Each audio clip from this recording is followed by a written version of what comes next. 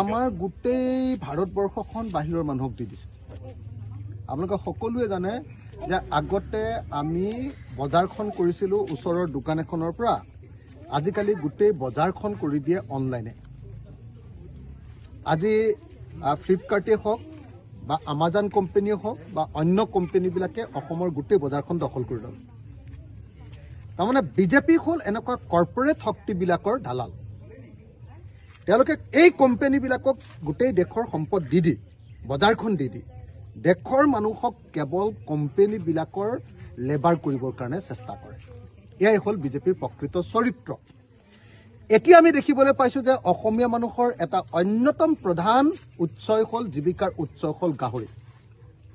মিচিং মানুহৰ ঘৰত এটা বা দুটা গাহৰি সদায় থাকে, বড়ো মানুহ এজনৰ ঘৰত এটা বা দুটা গাহৰি সদায় থাকে, কাৰ্বি মানুহ এজনৰ ঘৰত এটা বা দুটা গাহৰি সদায় থাকে, দেউৰী মানুহ এজন বা তিৱা মানুহ এজনৰ ঘৰত, অৰ্থাৎ প্ৰত্যেক ঘৰত ট্ৰাইবেল মানুহ আৰু আহোম মানুহৰ ঘৰত বা আমাৰ গাঁৱৰ আহোম নহ'লেও অন্যান্য বিভিন্ন জনগোষ্ঠীৰ মানুহৰ ঘৰত গাহৰি পালনটো এটা অন্যতম আমাৰ জীৱন আৰু জীৱিকাৰ উৎস।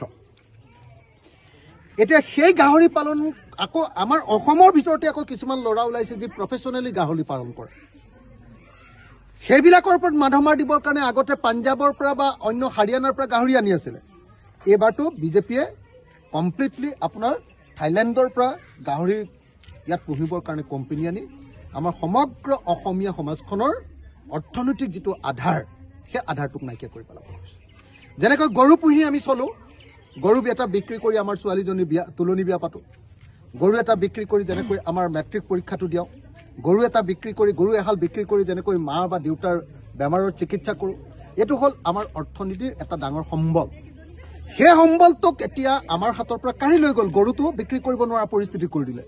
এইবাৰ হিমন্ত বিশ্ব শৰ্মাই কি কৰিছে, আমাৰ খিলঞ্জীয়া মানুহৰ, আমাৰ মংগোলিয়ান মানুহৰ এটা জীৱন আৰু জীৱিকাৰ প্ৰধান উৎস গাহৰি পালন, এইটোৰ ওপৰত হাত দিছে আৰু আমাক তাৰ পৰাও বঞ্চিত কৰিব খুজিছে।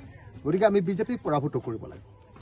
গাহৰিৰ ওপৰত হাত দিলে যেতিয়া আৰু এই বিজেপিক আৰু ৰক্ষা নাই।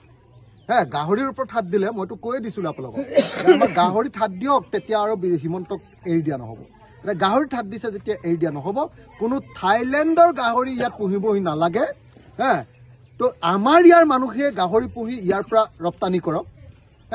আমাৰ ইয়ালৈ থাইলেণ্ড কোম্পানী আহি আমাৰ ইয়াত গাহৰিৰ গু ধুৱাব, গা ধুৱাব লাগিব আমি, আৰু তাৰপিছত বিক্ৰী কৰি থাইলেণ্ড কোম্পানী ধনী হ'ব। এইটো কোম্পানী আমাক নালাগে। তো আমাক গাহৰি পোহাৰ কাৰণে আমাক ব্যৱস্থা দিয়ক, অসমৰ ল'ৰাক দিয়ক, অসমৰ নিবনুৱাক ব্যৱস্থা কৰি দিয়ক। গতিকে হিমন্ত বিশ্ব শৰ্মাৰ এই যি কাৰবাৰ কৰিছে যে অসমৰ গৰু বিক্ৰী বন্ধ কৰিলে, এইবাৰ গাহৰি বিক্ৰী বন্ধ কৰিবৰ কাৰণে যি ব্যৱস্থা কৰিছে, হিমন্ত বিশ্ব শৰ্মাক অসমৰ মানুহে পুলিয়ে পোখাৰে উঘালি ব্ৰহ্মপুত্ৰত চাবিচত দলিয়াই পেলাব লাগে।